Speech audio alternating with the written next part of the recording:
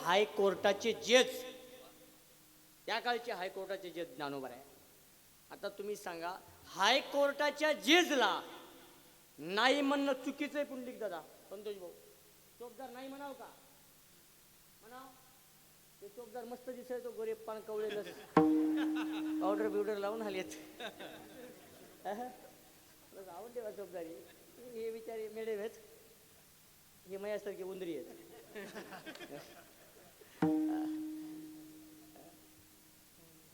आता हायकोर्टाच्या जजला नाही म्हणाव का चोपदार? नाही म्हणाव का चोपदार? मामा नाही म्हणाव. तुम्हाला दृष्टांत सांगतो. संतोष भाऊ, एका पोराचं लग्न झालं. आता कोणासोबत होणार? पोरीसोबत होणार ना, दुसरं कोणासोबत?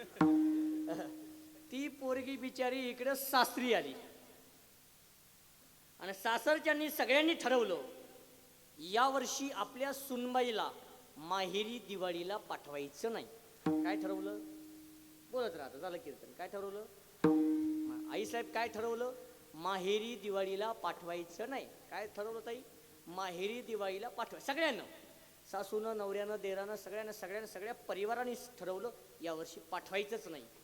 पण योगायोगाने ऐका, त्या मुलीचा चुलता हायकोर्टाचा जज होता आणि योगायोगाने तो हायकोर्टाचा जज आपल्या पुतणीच्या घरी गेला. गेल्याबरोबर घरचे म्हणले, अरे बाप रे साहेब, कस काय आले? कोणी पाय धुवायला पाणी दे, कोणी सोफा सेट टाक, कोणी उस्सी टाक, कोणी गादी टाक, कोणी घोंगडं टाक. साहेब सोफा सेटवर बसले. ठरवलं होतं काय? पाठवाय. आईसाहेब ठरवलं होतं काय? ताईसाहेब ठरवलं होतं काय? पाठवायचं नाही. साहेब सोफा सेटवर बसले. हळूच एक जण आलं आणि साहेबाच्या हातात पोहे दिले. साहेब पोहे खात होते आणि पोहे खात असताना त्या घरचा एक सदस्य म्हटला, का हो साहेब, बऱ्याच दिवसानंतर तुम्ही आमच्या घरी येणं केलं, कसं काही येणं केलं? तर त्यावेळेस ते हायकोर्टाचा जज म्हणतो, काही नाही, यावर्षी मी माझ्या पुतणीला माझ्या घरी दिवाळीला घेऊन जावावं असं मला वाटायलंय. घरचे म्हणले, आत्ता घेऊन जा. ठरलं होतं काय? पाठवायचं नाही. न्यायला कोण आलते? हायकोर्टाचे जज. तसं देवाचं ठरलं होतं काय? पाठवायचं नाही. न्यायला कोण आलते? ज्ञानोबा म्हणजे हायकोर्टाचे जज. देवाने विचार केला, मोठा माणूस आला. देवानं म्हणावं, माऊली तुम्ही काय करा, माझ्याकडून काही हरकत नाही, संत संगतीचं सुख, पण काय करा, तिकडं नामदेवराय बसलेत, त्यांच्याकडे जा आणि त्यांना विचारा, ते जर येतो म्हणले तर घेऊन जा, माझी काही हरकत नाही. आता ज्ञानोबरायानं कोणाकडे जावं?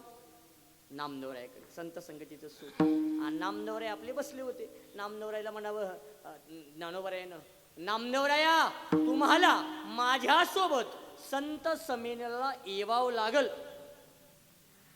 माझ्यासोबत तीर्थयात्रेला येवावं लागल. एवढा शब्द नामदेवरायानं ऐकावा गौरकर. आणि नामदेवरायानं असं उठावं आणि नुसतं माऊलीकडे पाहावं. माऊलीनं परत म्हणावं, नामदेवराय काय पाहता माझ्याकडे, तुम्हाला माझ्यासोबत तीर्थयात्रेला येवावंच लागल. नामदेवरायानं माऊलीला म्हणावं, माऊली तीर्थयात्रा तर सोडून द्या, पण हे पठ्या कुठल्याच देवाला मानत नाही. मग मानतो कुठल्या देवाला? कटेवर नाही ज्या देवाचे कटेवर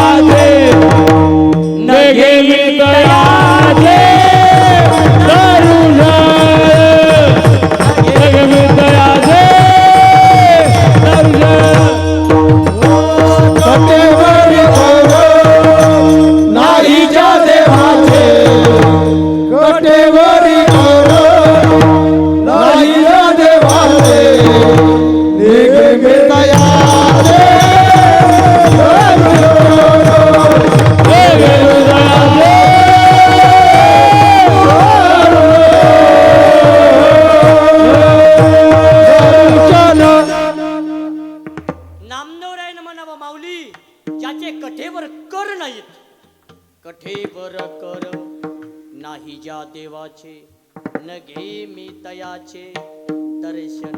अशाच मी दर्शन घेत नाही, अशा सोबत मी तीर्थयात्रेला येत नाही.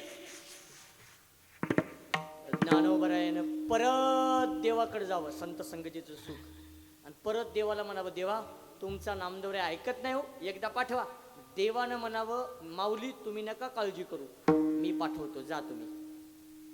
नामदेवरायानं देवापाशी जावं आता, आणि देवानं म्हणावं, नामदेवराया माऊली आले होते आणि तुम्हाला माऊली सोबत तीर्थयात्रेला जावं लागल.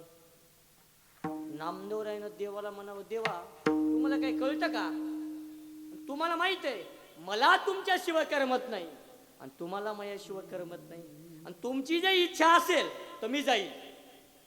देवानं म्हणावं, नामदेवराया एवढी वेळी जा, मी कसं तरी करमून घेईल.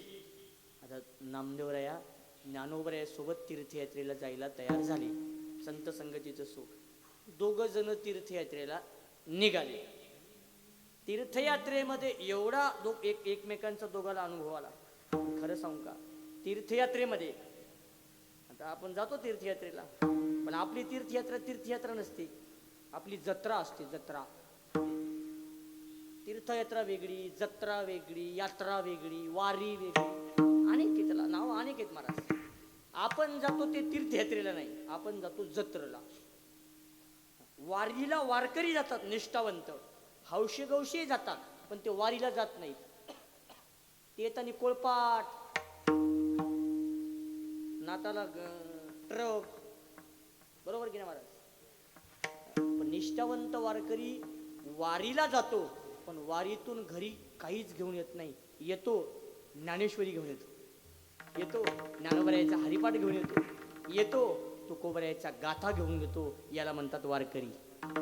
आम्ही आता माझी दिंडी असते, ऐका, माझी दिंडी असते. माझे गुरुवर्य निवृत्ती महाराज इंदोरीकर बाबांची दिंडी मी चालवतो. माझ्या दिंडीमध्ये 400-500 लोक असतात, 200-300 महिला मंडळी असतात. तर यावर्षी मी माझ्या दिंडीतल्या 20 बाया निवडून काढल्या. अशा बाया निवडून काढल्या, चोपदार वागीकर, की त्या बायाला हरिपाठाचं घेणं देणं नाही, कीर्तनाचं घेणं देणं नाही, काकड्याचं घेणं देणं नाही. वारी दिंडी कुठं चालली, कोण्या रस्त्यानं चालली, कुठं दुपारचा विसाव, याचं घेणं देणं नाही. त्याला फक्त एकच घेणं देणं, सके कुठं काय वाटालेत ग, कुठं बिस्किट वाटालेत ग. आणि नेमकं मी माझी दिंडी पुण्यामध्ये, आम्ही मुक्काम असतो आमचा पुण्यामध्ये, माऊलीचा सुद्धा पुण्यात असतो, माझा हडपसरला मुक्काम असतो. आणि पुण्यामध्ये एवढं काय वाटतात महाराज, एवढं काय, पुणे तिथे काय उणे. तर माझ्या दिंडीतल्या त्या 20 बायानं एक लांबच्या लांब रांग पाहिली, आणि दुसरी पहिली म्हणाली, अगं लांब रांग ग, काहीतरी मोठा आटम आहे बघ, समजायचं जिथं गर्दी तिथं सर्दी. दुसरी म्हणाली, हो ग माय लई मोठा आटम वाटालेत बघ, चल घुस. तिसरी म्हणली, ते उंदरं पाहिले की उंदरं म्हणजे मी. चौथी म्हणली, त्याला काय कळालं, ते पुढे चले, चल घुस. त्या 10 बायानं माझी दिंडी सोडली आणि त्या रांगीत जाऊन उभं राहिल्या. इमानदारीने सांगतो संतोष भाऊ, मी त्या बायाकडे पाहण्यावरच लक्ष होतं. आता आमचं लक्ष, आम्ही रोज एका गावात फिरतो, एका गावात अन्न खातो. माणूस बघले ओळखतो, माणूस बोलल्या आम्ही ओळखतो. मी अशी दिंडी बाजूला केली, त्या बायाला येऊ द्यावं, मग पुढे दिंडी घेऊन जावं.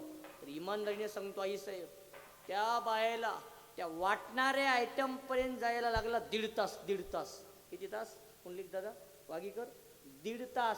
आणि 1.5 तासानं तिथं गेल्या तर तिथं निघलं कटिंगचं दुकान. म्हणजे कोणत्या रांगेत उभं राहावं हे सुद्धा आम्हाला कळत नाही. आमच्या जन्माचं सोनं होईल का? एक गोष्ट बोलून जातो गवरकर, वारकरी दिंडीतले वारकरी सोनं वाटू द्या, वारकरी घेणार नाहीत. याला वारकरी म्हणतात. विठ्ठल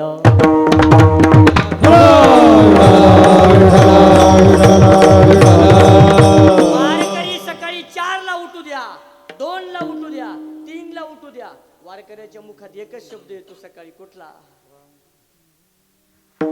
जागे वारे आता स्मरण करा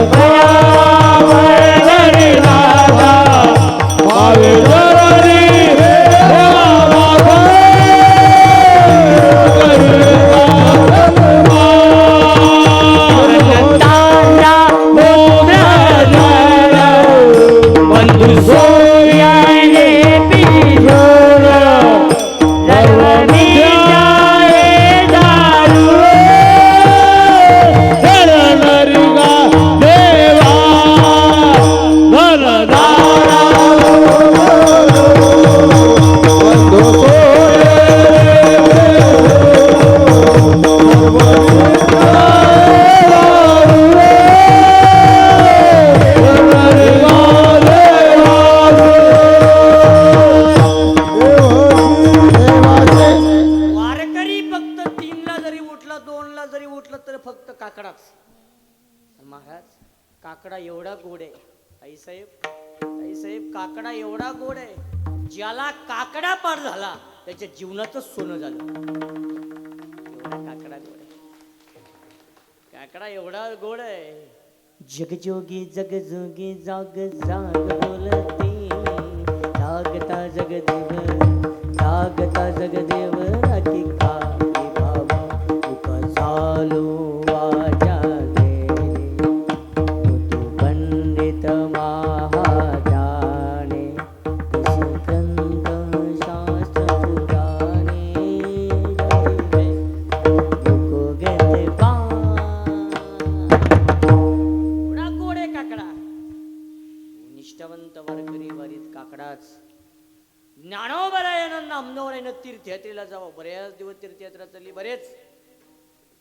बऱ्याच दिवसानंतर जगाच्या मालकाला कळालं की माझा नामदेवराय आज येणार आहे.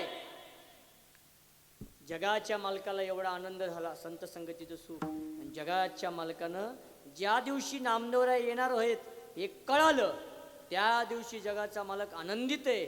जगाचा मालक असा माग पाहतो, माग माग माग पाहून माग बोलतो. माग कोण आहे? पांडुरंगाच्या माग कोण आहे? रुक्मिणी आहे. हा, आणि रुक्मिणी माग पाहिजेतच, बरोबर की नाही? रुक्मिणी कुठं पाहिजे? ज्याच्या पाठीमाग रुक्मिणी आहे त्याचा संसार सुखाचा आहे, बरोबर की नाही? चोपजा आहे ना रुक्मिणी? आहे की नाही? तुम्हाला आहे ना रुक्मिणी? अजून गाडी नाही येईल, आपल्याला येईल. थांबा जरासं, गडबड करू नका. येईल गडबड जमत नाही, हळूहळू चाला.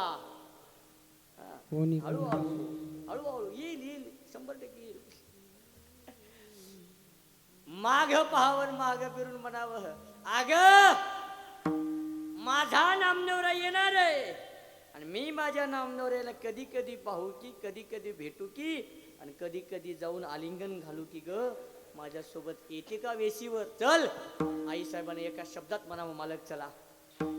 आई साहेब आणि जगाचा मालक आता पांडुरंगाला भेटण्याकरता, पांडुरंग नामदेवरायला भेटण्याकरता, सॉरी बरं का एखाद्या बार भाले मला तसं वयाच्या मनानं काय सकाळी 4 वाजेपर्यंत मी दवाखान्यात होतो, सर्दी ताप होती. जगाच्या मालकाने नामदेवरायला भेटण्याकरता वेशीपशी जावं. वेशीपशी संत संगतीचं सुख. वेशीपशी जाऊन उभं राहावं आणि जगाच्या मालकानं रुक्मिणी मातेला म्हणावं, अगं माझा नामदेवराय आता येईल. मी माझ्या नामदेवरायला कधी कधी पाहू की, आणि कधी कधी माझ्या नामदेवरायला प्रेमानं आलिंगन घालू की ग. की इतक्या जगाच्या मालकाला समोरून नामदेवराय ज्ञानेश्वर महाराज यायलेले दिसले. संत संगतीचं सुख. दुरून ज्ञानेश्वर महाराज नामदेवराय यायलेत. जवळ जवळ जवळ अगदी जवळ आले की जगाच्या मालकानं असं दुरूनच आलिंगन घालावं की नामदेवरायने असं पुढे यावं आणि नामदेवरायने म्हणावं, देवा तिथंच थांबा तिथं. देवा मला आलिंगन घालण्यापेक्षा, मला मिठी मारण्यापेक्षा या संतांच्या संगतीमध्ये किती सुख आहे हे तुम्हाला काय सांगू.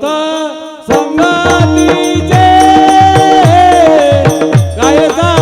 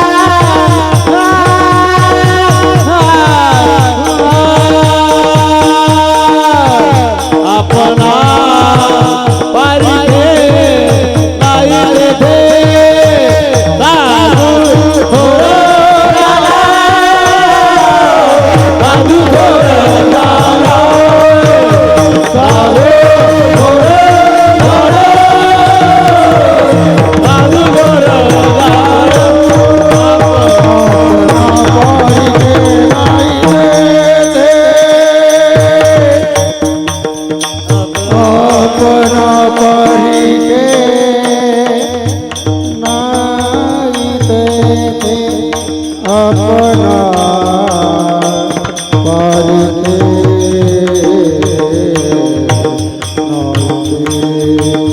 अपना पारिखे नाही दे नाही दे अपना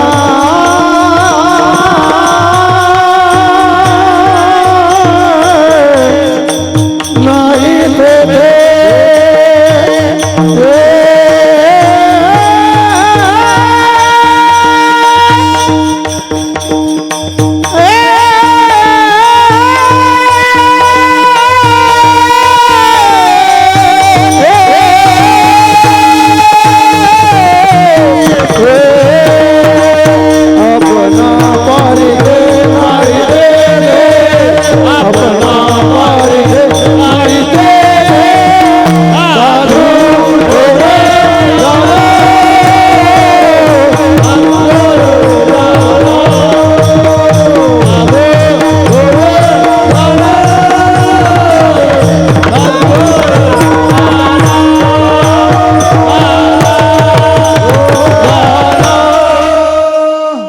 एकदा जोरदार टाळ्या वाजवा. नामदेव रायनं म्हणावं, देवा मला आलिंगन घालण्यापेक्षा, मला मिठी मारण्यापेक्षा या संतांच्या संगतीमध्ये किती सुख आहे हे तुम्हाला काय सांगू. संत संगतीचे काय सांगू सुख. आणि संत कधीच तुझा माझा भेदभाव करत नाहीत. आपणा पारिखे नाही तेथे. असाच भेदभाव रयतेचे राजे छत्रपती शिवरायांनी केला नाही. सगळ्या जाती धर्मांच्या लोकांना एकत्र घेऊन स्वराज्याची स्थापना केली. आपणा पारिखे नाही ते. आता साधू थोर जाणा. साधू साधू साधू साधू साधू साधू साधू. आईसाहेब नेमकं साधू म्हणतात तरी कोणाला? कोण साधू? माधूचा भाऊ साधू? पप्प्याचा चुलता साधू? साधू कोण? कोण साधू? साधू म्हणतात तरी कोणाला? हा प्रश्न ऐका. झालं कीर्तन, 10 वाजले. हा प्रश्न नारद मुनीला पडला. नारद मुनी विचार करायले. नारद मुनी म्हणायला लागले, सगळे म्हणाले साधू थोर जाना, साधू थोर जाना, साधू थोर जाना कलियुगे. साधू म्हणतात तरी कोणाला? नारद मुनीला प्रश्न पडला. नारद मुनी सगळी पृथ्वी फिरले पण कोणीच सांगणं साधूचं महत्व. शेवटी नारद मुनी भगवान विष्णू देवाकडे गेले आणि देवाला म्हणायला लागले, देवा साधू म्हणतात तरी कुणाला? साधूचं महत्व काय मला सांगा.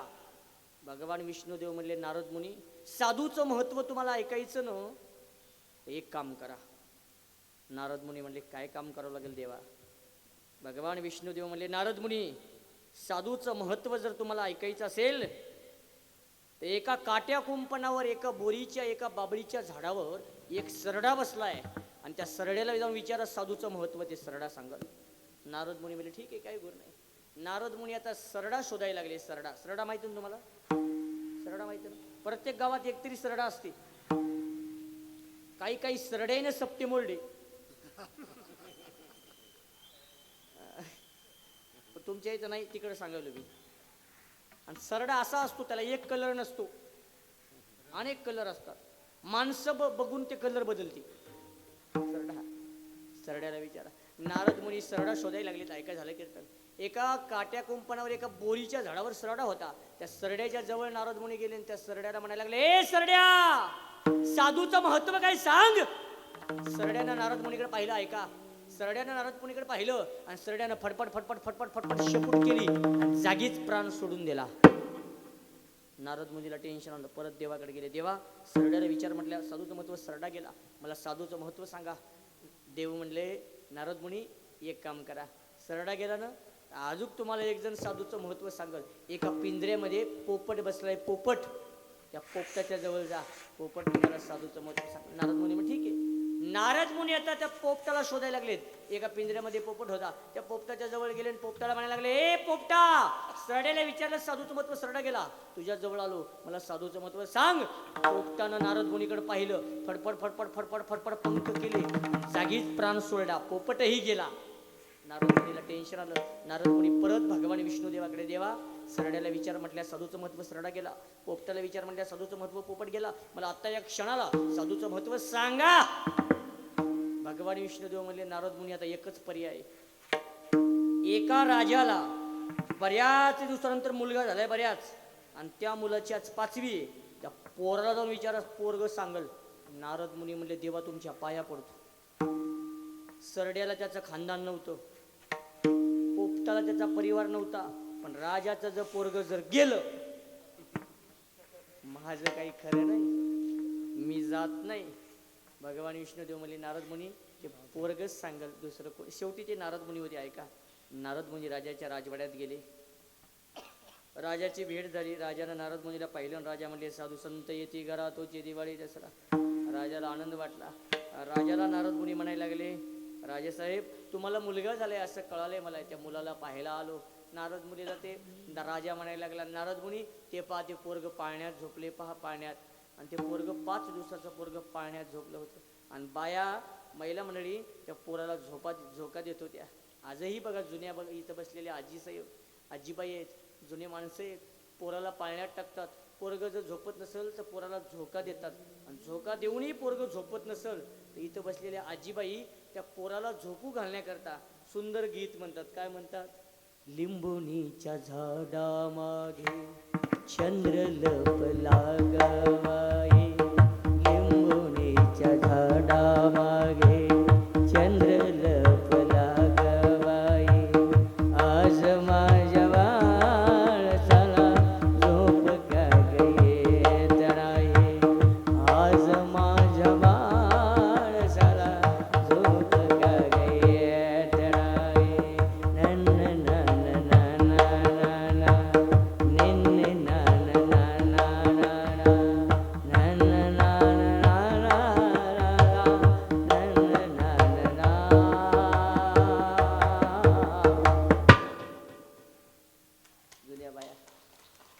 जुन्या बाया असं म्हणतात. आणि आताच्या नवीन पोरी हाड हाड हाड हाड, एक तर पोरग दचकूनच मेलं. खूप म्हणला, काय जुनी परंपरा होती, काय जुन्या बाया होत्या पूर्वीचे, काय जुने माणसं होते पूर्वीचे. बाबा पूर्वीचे जुने माणसं काय सुंदर कविता म्हणायची.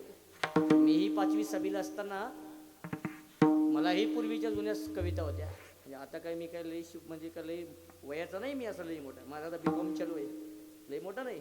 5वी 6वीला असताना मला एक गोड कविता होती. इतनी शक्ति हमें देन दाता, मन का विश्वास कमजोर होना, हम जलना भूल कर भी कोई भूल होना, या जाने आम्ही तुझी लेकर तू सर्वांचा पिता, प्रेमाने तुझ नमितो गातो तुझ्या गुणाया गता, चंद्र सूर्य हे तुझीच देवा, तुझी कुरेवास रे, खरा तो एकची धर्म जगाला. त्या नारद मुनीने पाहावं ते पोरग पाण्यात झोपले. मला विषय दुसरा काढायचा नाही. पाण्यात झोपले. नारद मुनीनं विचार करावा. सरडा गेला, पोपट गेला, पोरग जर गेलो तर काही खरं नाही. नारद मुनीनं घाबरत घाबरत घाबरत घाबरत घाबरत घाबरत त्या पाळण्यापाशी जावं. गर्दी होती, गर्दी पाळण्यापाशी. आणि पाळण्यापाशी जाऊन उभं राहावं आणि लोकायला म्हणावं अशी वाट सोडा, वाट सोडायला लावली. का वाट सोडायला लावली माहिती का नारद मुनीला? नारद मुनीला वाटलं पोरग जर गेलं पटकन पळायचे. 5 दिवसाच्या पोरापाशी जाऊन म्हणायला लागले, ए पोरा, सरड्याला विचारलं साधूचं महत्व, सरडा गेला. पोपटाला विचारलं साधूचं महत्व, पोपट गेला. मला आता या क्षणाला साधूचं महत्व सांग. आई साहेब ते 5 दिवसाचं पोरानं बोलायला सुरुवात केली. आणि 5 दिवसाचं पोरग म्हणते, नारद मुनी तुम्हाला साधूचं महत्व काय सांगू, काट्या कुट्यात राहत होतो, काट्या कुट्यात. साधूची संगत झाली, काट्या कुट्यातून पिंजऱ्यात आलो, पिंजऱ्यात. तिथं सुद्धा साधूची संगत झाली.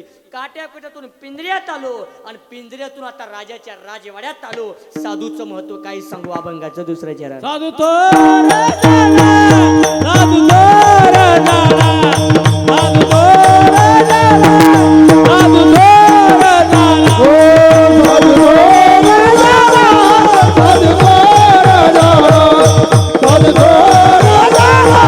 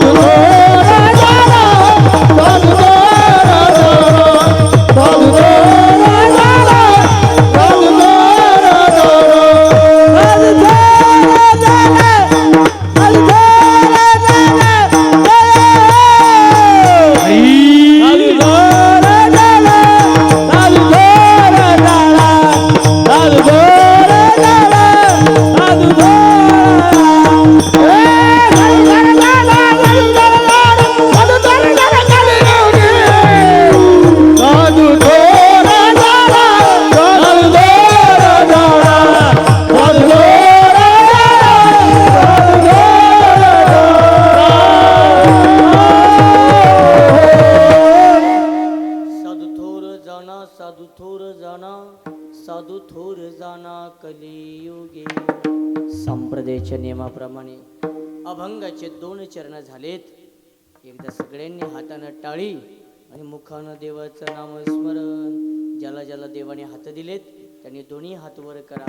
ज्याला दिलेत त्यांना, नाही दिलेत त्यांनी करू नका. ज्याला दिलेत त्यांनाच करा बरं का, नाही दिलेत त्यांनी करू नका. विठोबार घुमाई,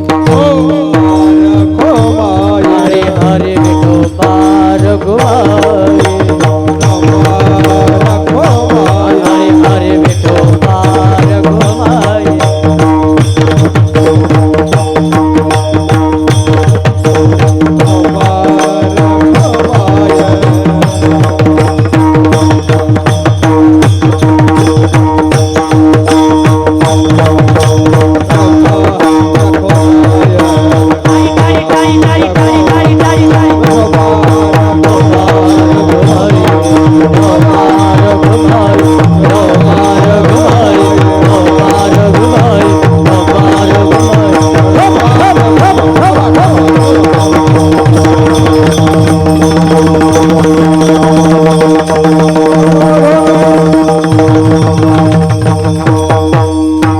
फक्त टाळी.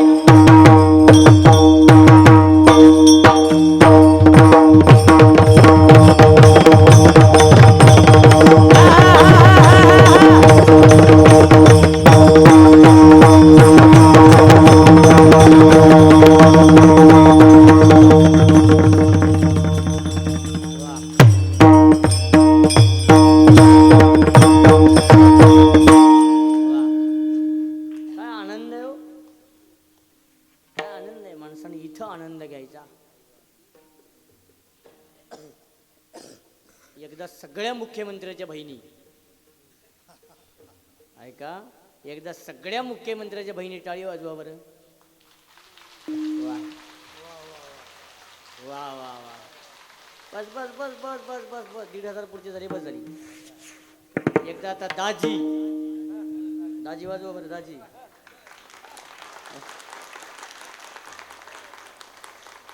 चोपदार, तुम्ही महाराज याच गावचे का, नावकीचे? खरं सांगा महाराज, मुख्यमंत्र्याच्या बहिणीची टाळी सुंदर वाजली की मुख्यमंत्र्याच्या दाजीची वाजली? तुम्हाला अजून 4 दिवस राहायचे विचार करून सांगा. मला काय, मी आता कीर्तनाला की निघालो. कोणाची वाजली खरं सांगा? बहिणीची वाजली. एकदा वाजवा बरं आई साहेब. वा, बरोबर आहे तुमचं. ही टाळी जी वाजवली, ऐका, ही जी टाळी वाजवली ना, बस बस बस बस बस बस झाली. 1,500 पुरती बस झाली. ही जी टाळी वाजवली ना, ही स्वरात वाजवली. आता ही दाजीची वाजवली, पण कशी वाजवा बरं? वाजवा ना, वाजवा. ही जी वाजवली ना, ही कशी गौऱ्या थापल्यावर फतलं फतलं. त्याचं कारण आहे, ऐका ऐका, त्याचं कारण, त्यांच्या टाळीमध्ये भक्ती आहे. ऐका, त्यांच्या टाळीमध्ये भक्ती आहे, त्यांच्या टाळीमध्ये शक्ती आहे. तुमच्या फक्त सप्त्यातली नुक्ती आहे. सगळ्यात जास्त कथेला कोण आहेत महाराज? तेच. कीर्तनाला कोण आहेत? तेच. हरिपाठाला कोण आहेत? तेच. काकड्याला कोण आहेत? तेच. पंक्तीला कोण आहेत? लिंबू घेऊन पंक्तीला आहेत. यांच्यामध्ये भक्ती आहे. आणि खरं सांगू का, आज मंडप जर भरून जर कोणावळ वाटत असेल कथेला कीर्तनाला, एकमेव कारण महिला मंडळीमुळे. माणसाचा मंडप कथेला नाही, कीर्तनाला नाही, माणसाचा मंडप फक्त पंक्तीला. ज्ञानबा तुकाराम संध्याकाळी गुलाबजाम, ज्ञानबा तुकाराम. खरा परमार्थ आज मंडप भरून जर कोणामुळे असेल तर इथं बसलेल्या आमच्या ताई साहेबामुळे. यांच्यामध्ये भक्ती आहे, यांच्यामध्ये एक बोलतो, यांच्यामध्ये भक्ती होती, यांच्यामध्ये शक्ती होती, म्हणून छत्रपती शिवराय जन्मले. जिथं भक्ती आणि शक्ती एक होते, तिथंच या महाराष्ट्राचं आराध्य दैवत छत्रपती शिवरायांचा जन्म. जिजामातेमध्ये भक्ती होती, ऐका, जिजामातेमध्ये भक्तीही होती आणि जिजामातेमध्ये शक्ती होती, म्हणून छत्रपती शिवराय जन्मले. अभंगाचे फक्त 2 चरण झालेत. उर्वरित 2 चरण परत कधी आलो तर सोडवण्याचा प्रयत्न करल. मी पुन्हा येईल, पुन्हा येईल.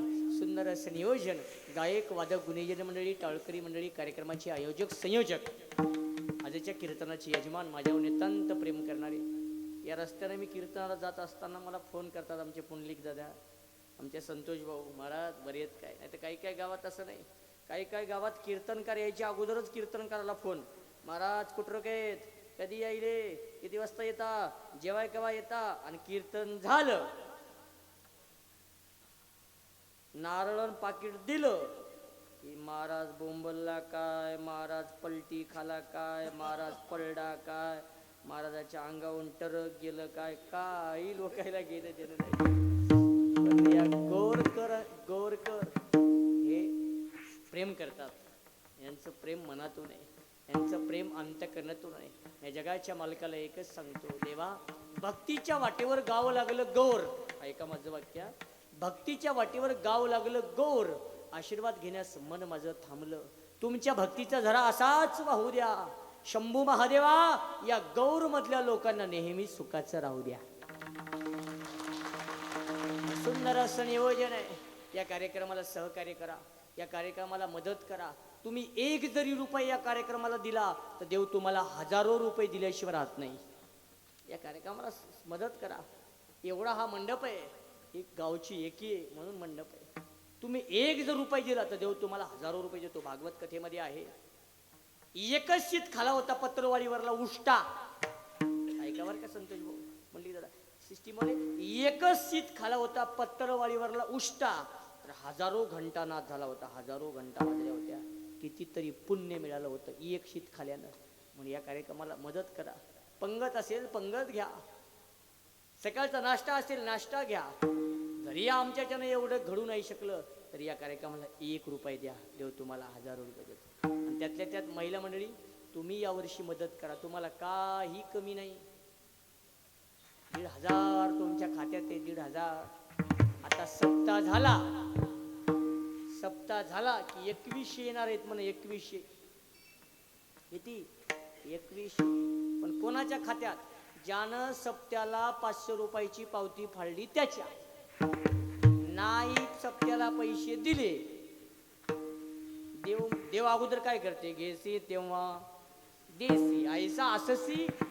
देव अगोदर घेतो. काय घेतो? देव भावाचा. देवाला भाव पाहिजे.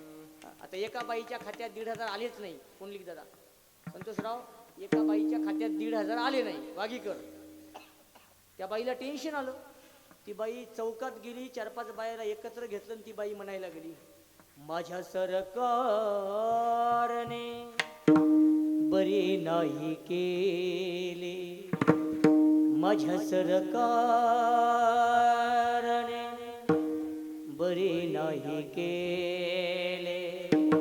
1,500 माझ्या खात्यात नाही आले. गावाच्या आले, जावच्या आले, नंदच्या आले, सासूच्या आले, पण माझ्या नाही आले. अंगठ्यात फाल्ट असल, केवायसी केली नसल. अंगठ्यात फाल्ट असल, केवायसी केली नसल. आधारला मोबाईल